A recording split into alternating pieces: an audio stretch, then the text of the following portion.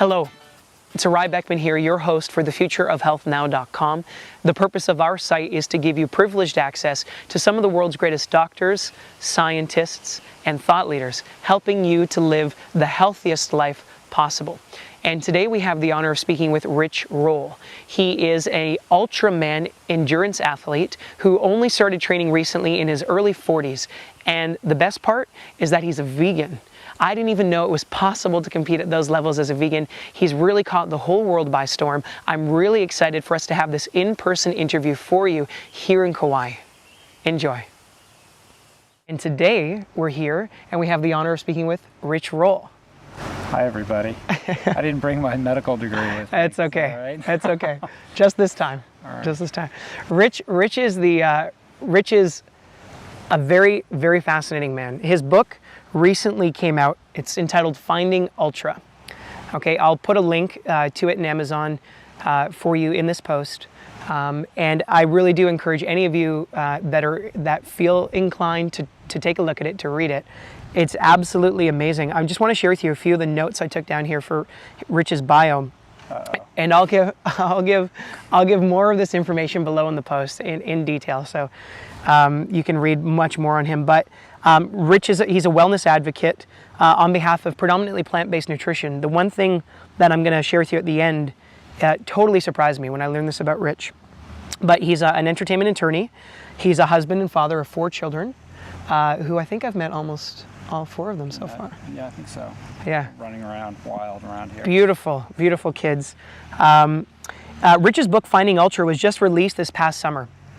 And in only less than 5 months now, he sold almost 40,000 copies already. That's right. Mm-hmm. Right? Yeah, it's done really well. It was #1 in a couple categories on Amazon for quite a long time. The paperback is coming out this spring, so it'll breathe a little bit of a new life into it. But yeah, it's exceeded my wildest expectations, and the book is doing great, and yeah, I'm really couldn't be happier or more proud, mostly because I feel like I wrote the book that I wanted to write. You know? Yeah. It wasn't like I wasn't trying to make it work for a certain audience or that. I was really just kind of telling my story as authentically and as honestly and openly and as vulnerably as I could, and I think that's a reason why it seems to have resonated with an audience. So anyway, if you haven't heard of it or haven't read it, check it out. Yeah, check it out. It's amazing. We'll put the Kindle link here as well.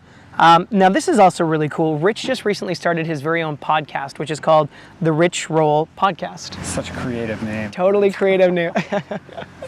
And in 3 weeks, he's already, at the very outset, he topped the very top of iTunes for all of health and wellness.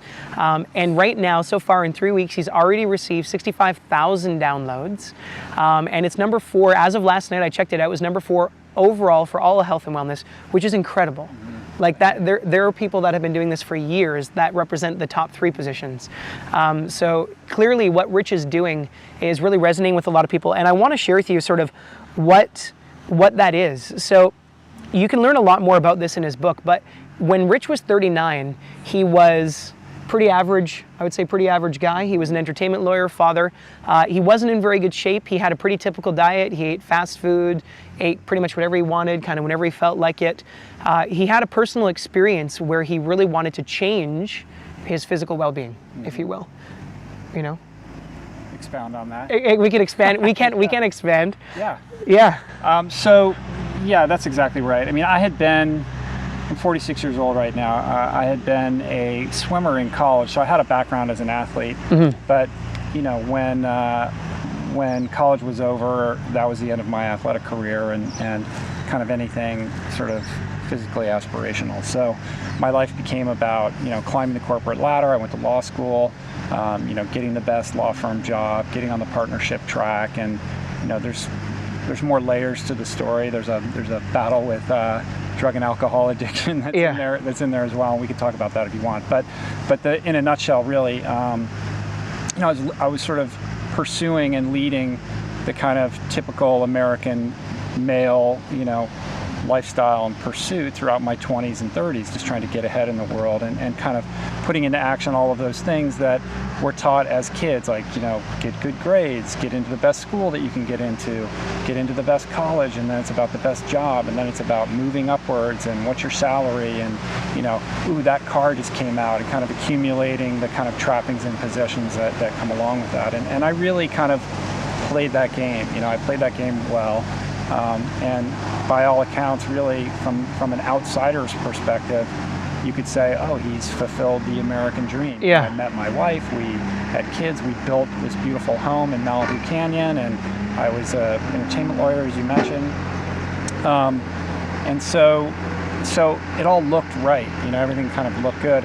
But the main thing that I really overlooked through that entire period, however, was my health and my diet. And having been a swimmer in college where I was training like 3 or 4 hours a day every day, I would just eat whatever was in front of me. Like, the more calories, the better. And I kind of prided myself on being able to, eat everyone else under the table. And how many cheeseburgers let's go to McDonald's and see who can eat the most cheeseburgers. Yeah. I love that. And I love fast food. And I developed my eating habits and my approach to food were really kind of formed and cemented by that experience. The problem is, when my swimming career ended, I was stuck with those habits, and I didn't do anything to try to break them. And you can get away with it, when you're in 23. Yeah, you're training for 3-4 hours a day. Yeah, or even after you stop, like, and you're young, you can still get away with that for a while, right? Yeah. And my mom would always say, you got to watch out, heart disease runs in our family, and you can't just eat what you want, and it's like blah blah blah. Out the other when you're young. But the truth is that her father, who has my name, his name was Richard also. Mm-hmm. His name was Richard Spindle, and he had been a champion swimmer at Stanford. in his youth, actually, right? at University of Michigan. Pardon me, University of Michigan. I swam at Stanford. That's right. When I swam at Stanford, it was the best swim team in the country. That's Won right. a couple NCAA championships. I was training and swimming with Olympic gold medalists and world record holders. It was an amazing experience. And similarly, and quite ironically, my grandfather, Richard Spindle, was the captain of the University of Michigan swim team back in the late 1920s, and at that time, that was the #1 swimming program in the country, and he had an American record, and he was an Olympic hopeful. He was like a contemporary of Johnny Weissmuller, who was the great, swimmer of the day. He was the Michael Phelps of that era, and despite remaining active his whole life and continuing to swim in his beloved Lake Michigan, during the warmer months. He wasn't a smoker. He wasn't like overweight or anything like that. He died of a heart attack in his early 50s. At 53. Exactly, and that was when my mom was still in college, and so obviously he died long before I was ever born. Yeah. And kind of, a big part of my story was really coming to terms with really kind of snapping the denial and realizing that I was on a similar path. Like, I was going to. Not only do I have his name and have lived my life very similarly to the way he was living his, that I was probably headed for the same thing. Similar outcome. Right. So what happened, to kind of fast forward, is by the time I was 39 years old, I was 50 pounds overweight. My favorite foods were cheeseburgers, French fries, Domino's and Pizza Hut and Taco Bell. And as were mine at one point in time. I love that stuff. And it's cheap and it's fast. It's like, what can I grab and get in the car and go? Bread and cheese. I'm on to, eating was always about like something I do on my way to something else. Yeah, right? exactly. And the faster and the easier and the more calories. Just get it out of the way. The better. So, yeah. And I would have happily continued to pursue that path. But what happened was, on the eve of my 40th birthday, I was 39 years old. I had sort of a rude awakening moment, like a little bit of a health crisis, where I'd been up late watching television. My family was already asleep. I'd worked late that night. I came home. Everyone was asleep. I'm sitting on the couch, eating out of my bag of Jack in the Box or whatever it was. And then it super late. So time to go to bed. Started walking up the stairs up to our bedroom to go to sleep, and just had to stop like halfway up the staircase, like just out of breath. Sweat on my brow, like kind of buckled over, tightness in my chest. And I didn't have a heart attack, but it was a scary moment where I realized, like, wow, like I'm 39 and like I can't, like I had to take a break, like going up these steps, and I used to be this 8 stairs swimmer. Yeah, like something is not right. And it was one of those moments where like my whole life kind of flashed in my mind, and and I realized, like, this is not, I need to course correct here. And I need to do it like immediately. Like I need to do it now. I need to do something drastic, because if I don't, I knew enough based on an earlier experience I'd had with my addiction problems, that if I didn't do something immediately, that kind of that very precious, special moment, the urgency of that moment would pass, and I would just say, whatever, and go back to doing what I was doing. Just back into the same old habits. Yeah, I mean, I think we were talking about this earlier, but I think that, we all have, if you have one of these moments in your life, one of these kind of supercharged moments of urgency in your life, they're fantastic gifts. They're beautiful opportunities to change. And people say, oh, well, people don't change, and maybe that's true. Maybe most people don't. But if you have like kind of one of these moments that I experienced, well, I guess I'll backtrack. When I was in my late 20s and early 30s, I had a terrible problem with drugs and alcohol. Which he expounds. It shares a lot more in the book. Yeah. The book is sort of like A Million Little Pieces meets Lance Armstrong. It's not about the bike, except without the EPO. Yeah. Anyway, part of my story is an addiction story, and when I was 31 years old, I was blessed with like a moment of clarity where I was willing to kind of really snap out of my denial and address the problem. And a little crack in the door happened for me, and I was able to walk through that and ended up in rehab for 100 days, where I really kind of like took a very hard look at my problem and began to address it. And my life changed. So by the time I was 31 years old, my life was a disaster. I was unemployable. I was alienated from friends and family. I was untrustworthy. I was a perpetual liar. I couldn't be counted on for anything, and I was sleeping on a bare mattress on the floor in a terrible apartment with no furniture in it, alone. Yeah. And I couldn't leave the house without getting drunk. It was vodka tonics in the shower every morning, and drinking all day, and drunk driving, and getting into accidents and jails, and court dates and everything that comes with that. Yeah. And at the time, I of course knew I was an alcoholic, and I tried several times on my own to try to get sober and clean up, and every time ended in failure.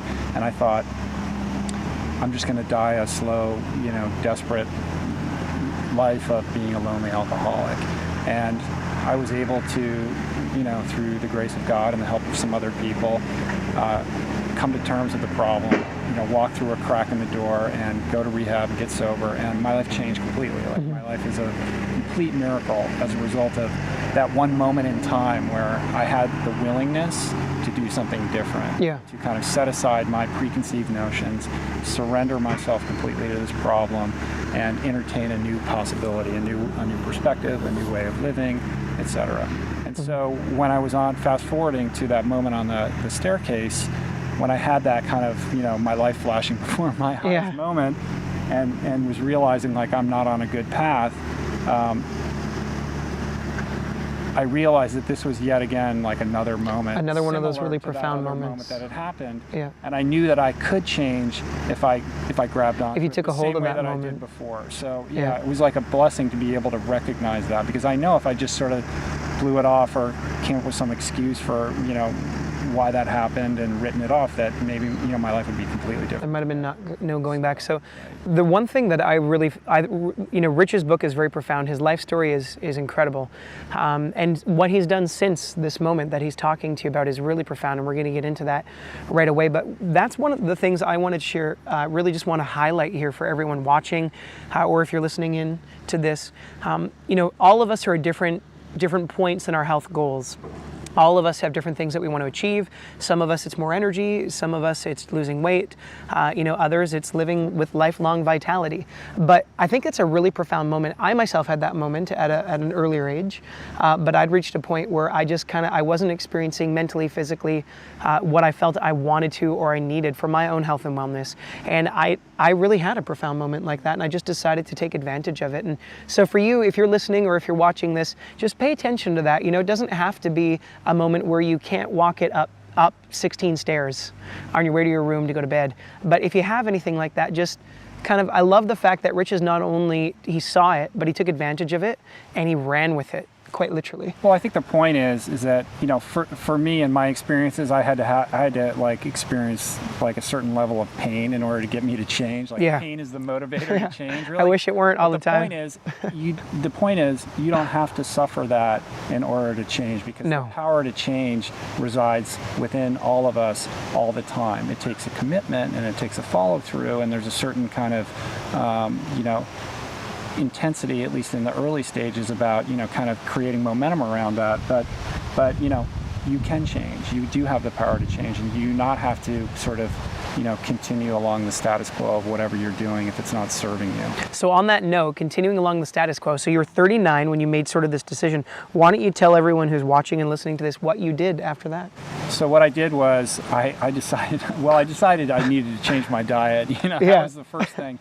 My beloved, you know, McDonald's and Jack in the Box was going to have to, you know, go by the wayside. So the first thing I did was I did a 7-day fruit and vegetable juice cleanse, which for me is about as out of character as going into my wife's closet and putting on a dress and high heels.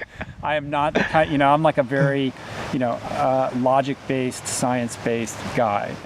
And so, you know, when when a new age person says, oh, you should do a juice cleanse and it'll clean the toxins out of you, I'm like, show me the proof. Where's the evidence? Where's the peer-reviewed research that says that that's going to happen? And what toxins are we talking about? And how is this juice going to do that? And, you know, like, I would just come up with a million reasons why there was no reason to do something like that. But the point is, and it goes back to what I was saying earlier, was I was in a situation where I was desperate enough to surrender to a new way. Even if maybe I didn't agree with it or I couldn't understand it completely, I was like, I need to do something different than what I'm doing now. And if you were to say to me, well, why don't you just eat a little bit better and go to the gym? Like, maybe it's because I have this extreme personality or this addiction issue or whatever. Those are fine notions, but they don't mean anything to me because they lack specificity.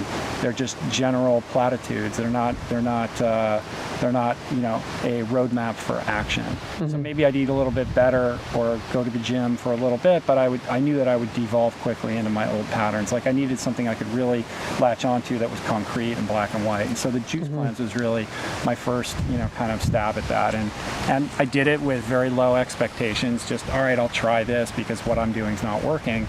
And what I found was that, I mean, the first couple of days I'm buckled over on the couch and it was like I was back in rehab sweating. Yeah. I'm like, I guess I am detoxing or something because I don't feel very good. And you know, my sleep was all messed up and everything was, you know, I just felt horrible. But you talk about in the book the fact that because you'd gone through this rehabilitation thing, which is funny, I never before in my life would I ever thought of getting off of, you know, junk food as a detoxification or as, you know, one of these rehabilitation processes. But you talk about the fact that because you'd gone through that in the past, it kind of gave you the mindset that you knew, okay, this is what's going to happen. I'm going to push through it. Oh, I know what this is. I know what this feels like. It's like weathering a detox. Like, I've done this before. I know that, you know, this stinks right now, but like if I weather it out, I'm going to feel better. And sure enough, by day 3, I started, you know, the sort of cobwebs started to go away. Day 4, I actually felt really good. Like day 5, I was like, what happened? Like, I felt like a completely different person. My energy levels were through the roof. I had like a clarity of mind, and I felt more energized and vital than I had in 20 years, or maybe ever. Like, I couldn't believe how good I felt in such a short period of time. And really the message for me was, it's just amazing how resilient the human body is, that I can abuse it the way that I had so profoundly for so long, and that in a mere matter of days, it could rebound and feel this good. It was a very powerful thing for me. You know, even if, let's say the juice cleanse didn't remove any toxin, like, I don't care, because I felt fantastic. Yeah, exactly. And I realized, like, oh, there really is an equation between you know, food and health, and food, you know, food as medicine, and you are what you eat, and all those kind of things we always heard that you kind of go, yeah. But like, I was like, wow, it's a very direct, you know. You had that realization Yeah, within very yourself. much so. And so then I thought, well, what am I going to do now? I have to start eating food. Yeah. I can't just drink juice forever. I've got to do something. So, and I wish I could tell you that there were resources like The Future of Health Now, or you know, Forks Over Knives hadn't come out yet, and I could have gone to the library and gotten a bunch of books and studied, well, what's the best way of going forward from here? And that's not really what happened. I kind of stumbled around, and the first thing I did was I thought, well, I wonder what would happen if I tried a vegetarian diet. And that sounds healthy, and it wasn't based on any research or anything like that. But again, it went back to this idea of something being concrete and black and white, because in addiction recovery, you learn, well, you're either using drugs or you're not. You're either drunk or you're sober. There's no middle ground. There's no like, hey, you can have one drink. It's very black and white. And there's something about that that works for me. And I thought, well, with vegetarianism, you're either eating meat or you're not, and I could relate to that. Like I could hold on to that and say, this is like something that I can grasp. And so that's what I did. I just cut the meat out of my diet, but I'm also a lawyer, and I'm always looking for the loopholes, and I was like, ooh, I can eat, Domino's pizza is vegetarian, right? McDonald's French fries are vegetarian. It wasn't long before I devolved, this whole thing kind of devolved on back on the couch, and, of course I didn't lose any weight. I started to feel lousy again, and even though I was 50 pounds overweight, I was hardly a candidate for the Biggest Loser. I mean, really what it was my energy levels were poor, and that affected everything. Like, it affected my enthusiasm for anything aspirational. It affected, how I interacted with my kids. Like, all of that was very numbed and dulled because I was using those foods to kind of medicate my emotions. And so I played that vegetarian thing out, and after 6 months, I was like, well, this isn't working. And I was like, well, I'll just bag it, forget it. I tried, but I thought, well, I'm halfway there. I wonder what would happen if I got rid of the dairy, I got rid of the processed foods, and, I stopped looking for these loopholes. And so that was really the next step in the evolution of this. And again, I did that without very high expectations of anything really changing, but I just thought I'll do this before I go back to doing what I was doing before, just to prove to myself, prove to my wife that it wouldn't work. Yeah, exactly. And again, I had an experience that was very similar to how I felt in the juice cleanse. Like, within 7 days of doing this, really cleaning up my diet, eating entirely 100% plant-based food diet, of eating, plant-based whole foods close to their natural state, I experienced that resurgence in vitality that I had during the cleanse, and I realized, wow, there's some validity to this. This is working for me because I feel really, really good. Which is incredible, because a lot of people, Rich, and those of you watching or listening to this, if you don't know who Rich is yet, we haven't even gotten to the punchline, but the punchline, the finish line, but a lot of people don't associate, veganism or just eating plants or fruits or vegetables or nuts or seeds with strength or with health or vitality. In fact, there was many times in my life before I had some of this knowledge where I was adamant. I have no idea why. I didn't have the knowledge to back up my claims, but I was adamant you absolutely needed to eat meat for protein, and you were going to be weak and flimsy if you weren't. And one of the analogies Rich makes in his book here is that, being a vegan is really only good for kicking around a hacky sack or something. Yeah. I mean, how long is this interview? Because I could talk about this subject for hours. But, yeah. I mean, and I felt the same way. I mean, we've sort of been raised to believe that, if you want strong bones and strong muscles, that you need to eat dairy, and you need to drink milk, and you need to eat meat, and all this sort of thing.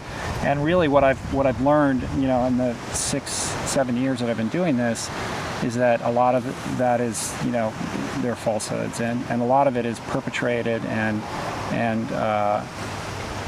it's perpetrated by very powerful, well-funded lobbying groups from the Dairy Council to the meat industry that want people to continue to believe that you need those products. And just Rich, this is I've been sharing with you a little bit about just tidbits about the Future of Health Now for a few months, but our biggest thing here at the Future of Health Now is just to share with you information that's either evidence-based, as Rich has demonstrated here in his life, or science-based for sure. But as always, you don't have to believe any of this stuff. If there's anything that you hear that you like, feel free to experiment with it in your own life. And if you get the results you're looking for, then you can kind of integrate it that way as well. So Do your own research. yeah, do your own research. Anyway.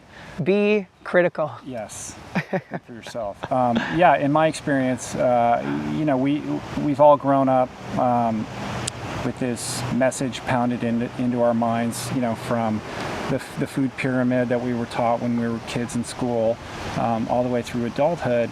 It's almost unquestionable, this notion that you need dairy for strong bones and meat products for strong muscles.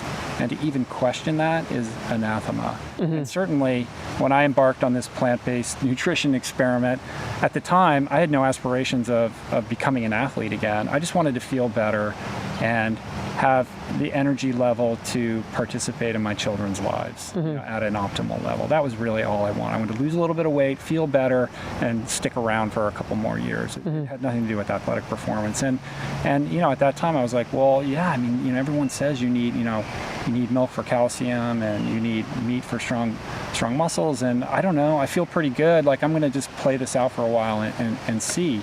And I think that what I've learned is that you can be strong, very strong, on a plant-based diet, and we'll get into a minute some of the things I've done, but certainly I've done things as an athlete in my mid-40s that I never would have dreamed possible when I was 20 years old and a world-ranked swimmer at Stanford. You know, I've exceeded the glass ceiling in my athletic potential eating solely plant-based diet, and it's made me take a harder look and put a more critical eye on these sort of hard and fast notions of you know, the kind of foods that we standards need of diet to thrive, and you have to understand that there are powerful business lobbying interests at play that help craft and promote these messages about what you should eat. So what's it healthy? goes back to doing your own research and you know, the FDA recently don't believe what you see on the front of food labels. Well, and the FDA recently redid their food plate, right? The recommended food plate.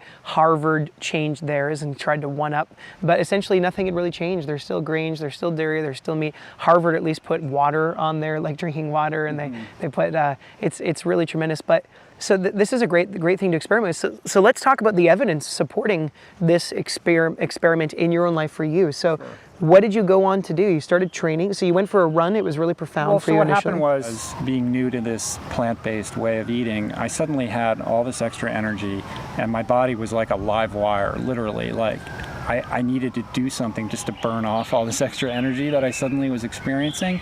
And so, you know, I started jogging occasionally and going to the pool once in a while just to jump in and paddle around, literally just to burn off that energy, calm myself down, and like ground myself a little bit.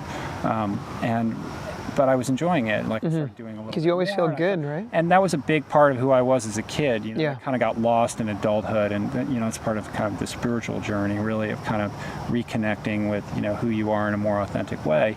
And I realized, like, you know, I'd go to the pool and paddle around, and I realized, you know, I love this. I used to love this so much, and I haven't done it in so long. So it was really about re-engaging that part of myself that had gotten lost. And the more I did it, the better I felt. But it was nothing extreme, you know. The weight was kind of slowly starting to come off, and I just was enjoying being in nature, really, going on a casual jog, trail run here and there. But then a couple months into this, you know, experiment, I went out for a morning run on a local trail near where I live in Los Angeles, and really was just going to run for 45 minutes or an hour, so no big deal. And it was one of those days where everything just clicked. You know, like maybe you've had one of those days. I mean, if you're a runner or an athlete, or you're an art, you know, like a painter or a musician, or anything that requires kind of, you know, creating something out of whole cloth, where you have those days where you're in the zone and you're just channeling it, and it's all happening, and I call it the flow. Time goes away. The flow. So I was kind of having one of those experiences on this run. It was like, the further I went, the better I felt, and I was just kept running further and further away from where I started, and I was and the more, with every step, I felt more energized and more alive and more engaged in my environment and in my body, and I was just like, I'm going to keep going, and I just kept going and going, and finally I was like, 2 hours away from where I'd started. Off and in I that thought, direction. I better turn around. Like, I'm out in the middle of nowhere. Like, my wife doesn't know where I am. If something happens. Like, I didn't bring any water with me or anything like that. And so I wanted to keep going, but I was like, I better turn around. And I just ran back towards the car, and literally, like, instead of running out of steam, I just felt great all the way to the end, and ended up running like the better part of a marathon that morning. And I was like, what is going on? You said in your book, I think you read like 24 miles. Yeah, something like that. And I felt great. And I thought, did I just unlock some dormant gene inside of me? But it was undeniable that this shift in the way I was eating was certainly, Contributing to this. more than contributing, Yeah. like instrumental, if not, the defining reason, because I'd never done anything like that before. Yeah. And that's when I thought, now I really want to educate myself more about the way that I'm eating, because there's really something special happening here. And it also girded my resolve to kind of look for it made me think, I want to challenge myself. Like, I wonder what this body that I treated horribly for so long that now feels good. Like, I wonder what would happen if I really kind of put it to the test and see what it was capable of, as somebody who's in their mid 40s. Mm-hmm. And that's when the kind of desire to find a challenge in a race took place. And, being 40 at the time, sort of like, well, it's like that's when you're looking for the bucket list thing. Yeah, it's like, oh, maybe I'll do an Ironman. I have friends that have done an Ironman. Yeah. That's like, check the box. Yeah. I did that kind of thing. And I was interested in that, but it was also like, so many people have done that, and I don't know, like, it seems really cool, but it was missing. Pardon me. I guess it was missing kind of like the sort of spiritual quest aspect of it, because it just seemed like a race. Like, how fast can you do this, and what's your time, and I was faster than you, or can you qualify for Kona, and all that kind of stuff. And for me, none of it was about that. It was just personal growth and kind of having an experience that I hadn't had before in a different kind of way, I suppose. It's hard to articulate. But then I read about this race called Ultraman that I'd never heard of before. It was essentially a double the distance of an Ironman. It's a triathlon that goes all the way around the Big Island of Hawaii over 3 days. Yeah. And the Big Island of Hawaii is a big island. It's like big the island. size of Connecticut. And I was reading this article about it, and the way that this race was described, like, hit every button that I was looking for, because it's just, they select 35 hand-picked people from around the world to participate, only 35. They don't close the roads, there's no, aid stations, everybody has to bring their own crew. Very kind of like, there's no media, there's no coverage, there's no prize money, there's none of that. And it's just about these 35 people with their crews going around this island over 3 days and supporting each other in that. And there's something very honest about that. Like, and that was different from Ironman in that, in this article it talked about how it was really kind of this, spiritual experience, this journey, this communal journey. In Hawaii they call it ohana, where we're this family. And even though, my crew members are trying to help me, if there's another competitor who gets a flat tire, like, they're going to help them. Yeah. We're all in this together. And it's not really, it's a race and everybody's pushing themselves to see how well they can do.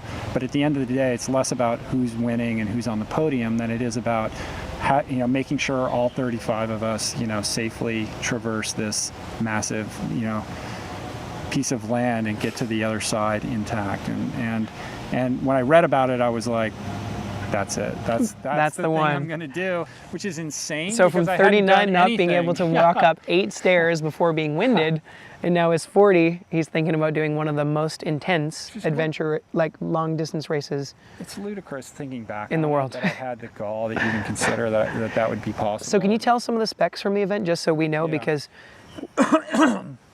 so Ultraman is like I said, it's a 3-day race. It's a 3 days race, kind of like the Tour de France. They race a day and they sleep and they get up the next day. So the first day is a 6.2 mile ocean swim. And the oceans, and I bet you there's currents in the ocean off of the Big Island. There's a lot of currents that are not always in your favor. And then you start at the pier in Kona, which is, if you've watched the Ironman World Championships on TV, it's the same place where they start that race. But instead of going in a loop and getting out there, you swim You swim south down the shore and get out in Kehoe Bay, which is 6.2 miles. You get out, you get on your bike, and then you ride 90 miles. 90 miles. There's a lot of wind, and the last 20 miles, you're doing this 4,000-foot climb up to Volcano National Park. So the last 20 miles, you're literally going, it's just the wind's blowing, and you're going really slow, and it's a backbreaker. So that's day one. Day two, you wake up and you ride 170 miles around the other side of the island, and you end up in a little town called Hawi, which is on the north west end of the island. And the third day, you run 52.4 miles from Hawi back into the town of Kona where the race began. It's incredible. So it's cool. It's a very, very special race. And like I said, I don't know what it was, but it was like, maybe you've had those moments in your life where you see something and you're like, that's the path I'm supposed to be on. And Yeah. like, It just feels right. it's just, there's just an intuition about it. You don't really question it's not it. based on logic or Yeah. understanding or anything like that. And if I can say anything to everybody out there, I think we live in a culture and a society where if somebody has that kind of flash or whatever, we're just, our instinct is to like push it aside or say, that doesn't make any sense, back to the cubicle or whatever. Pay attention to those things. Mm-hmm. Like just sort of acting on that little impulse changed my life completely. Yeah. In such dramatic, ridiculous ways that it would have been easy for me to just kind of go, oh, well, I'll never do that, or that doesn't really fit into the way I see my life, or what have you. Mm-hmm. Because it didn't make sense. And I called up the race director after I read that article, and I was like, I want to do this race. And she's like, okay, like, well, what have you done? I was like, I haven't done anything. And she could have said, well, why don't you call me in a year, or why don't you run a marathon? Why don't you try an Ironman, or get some experience, and then call me and we can talk about it. But she said, well, it means a lot that you called, and we're not even accepting the applications yet, and why don't you just call me in a couple months and let me know, and we'll take it from there. So in other words, she didn't say no. If she said no, I would have said, okay, I tried. But she kind of, another door cracking open. And I was like, it was all I need, and I was just like, I'm getting into that race. I don't care. She said enough, and I just started training and preparing as if I'd already been let in. And sure enough, she did ultimately succumb and let me into the race. And I only had 6 months to train for that race, and showed up, on the starting line in 2008 for that, like the Bad News Bears, with like, my crew was like my dad, and, like none of us knew anything about what we were doing. Yeah. And my only goal really was to finish without dying, like just don't die. Not dying is a good goal for an adventure race. I was doing it to compete, celebrate how much my life had changed by changing my diet, celebrate having had 10 years of sobriety at the time, and enjoy it really. And that's what I did, but I ended up exceeding my expectations. I was like 11th in that race, so I ended up doing really well. And I was like, wow, I wonder what would happen if I spent a whole year training and went back the next year and actually, rather than being all timid and worrying about dying, like actually tried to race it. I wonder what would happen. Yeah. So, and you finished what place overall the first time? 11th. 11th. Okay. Year, yeah. So 11th overall. I just really want to highlight this for everyone that's listening, because Rich Roll hadn't really done any training for anything like this ever before in his life. He was a competitive swimmer 20 years prior, but not in running, not in biking. A runner. Never raced a bike or anything like never that. Never raced a bike, never raced running. Competed in this race, 35 of the top athletes in this kind of an event in the whole world, and he came 11th overall? 11th in 2008. Yeah. 11th in 2008 overall as a vegan. And I've never been a very strong competitive athlete, but the little I know about athletics is that mostly, if ever you mention the fact that you're a vegetarian or a vegan to most people that are athletes, you pretty much just get made fun of. There's no protein. How do you do that?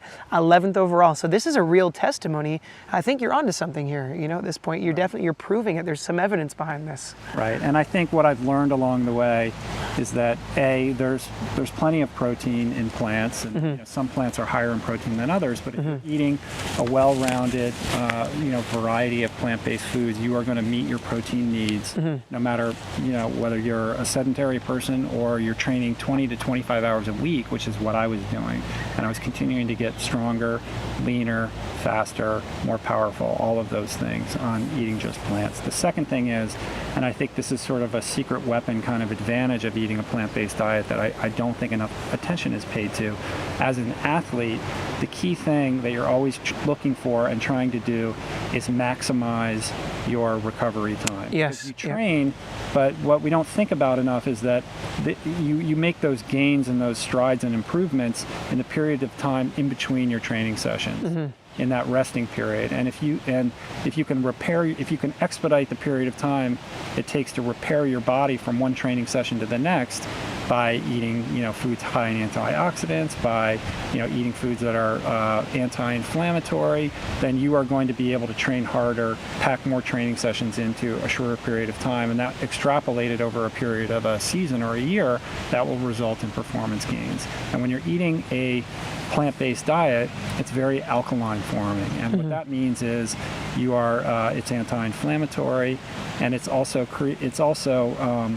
well, to backtrack, the standard American diet and the standard American lifestyle is very acid forming. So our body works very hard to maintain a relatively neutral pH, right? And when we're eating the standard American diet and we're breathing in pollution and we're in a high stress job, all of those things contribute to what we call chronic acidosis, where your body's being inundated by these quote unquote acids, and you have to work. Your body is stressed and working overtime to neutralize that pH, bring it back to neutral.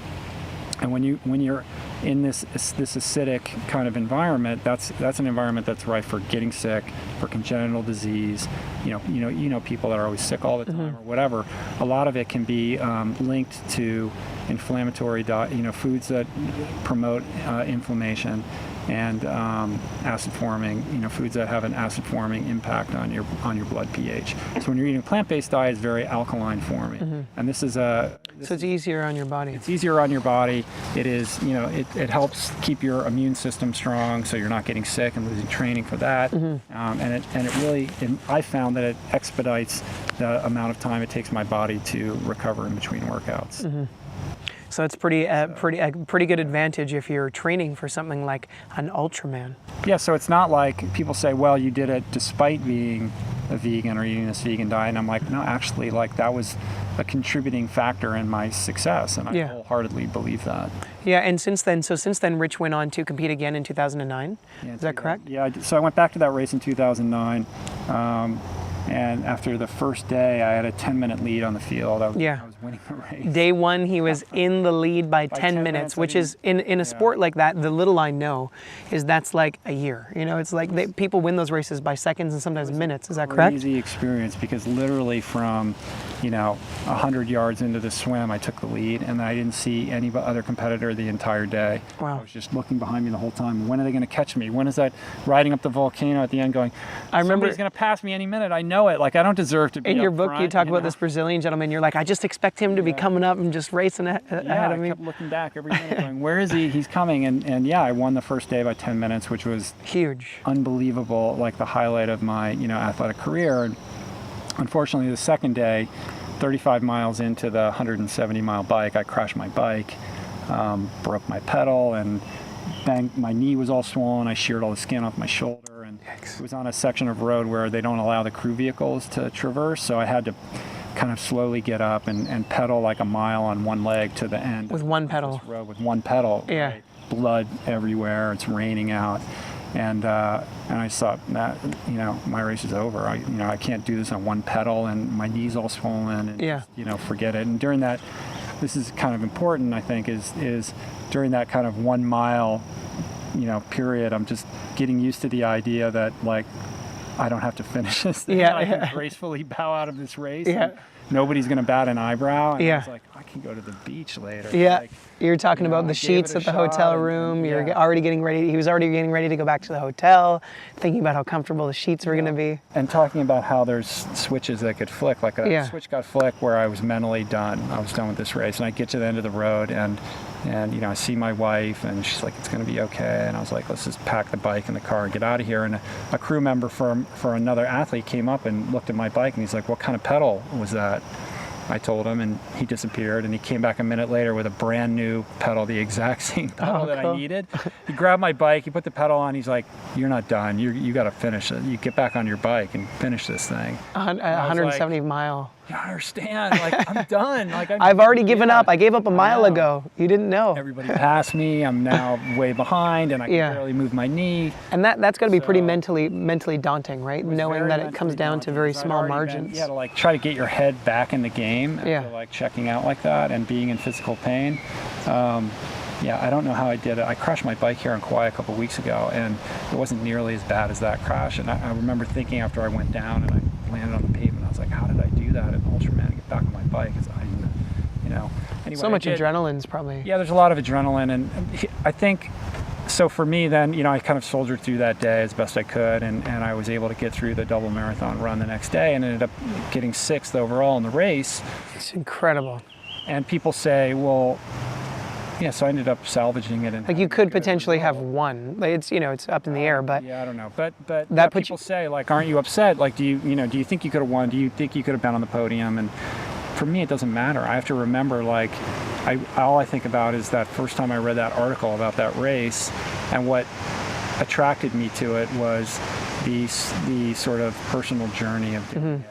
And if everything goes great in a race, what do you learn about yourself? Like, you don't learn that much. It's sort of like when I crashed and I had to get back on my bike and finish that was the greatest thing that could have happened. That was exactly what I was looking for out of that experience, because I learned more about myself and what I'm capable of, and barriers that I could break through personally, not just as an athlete, but just mentally, emotionally, spiritually, than I could have ever experienced had everything just gone great and I raced perfectly well and nothing bad happened. So in my mind, it was a perfect race and the perfect experience. I wouldn't change a thing about anything. Well, it's really beautiful.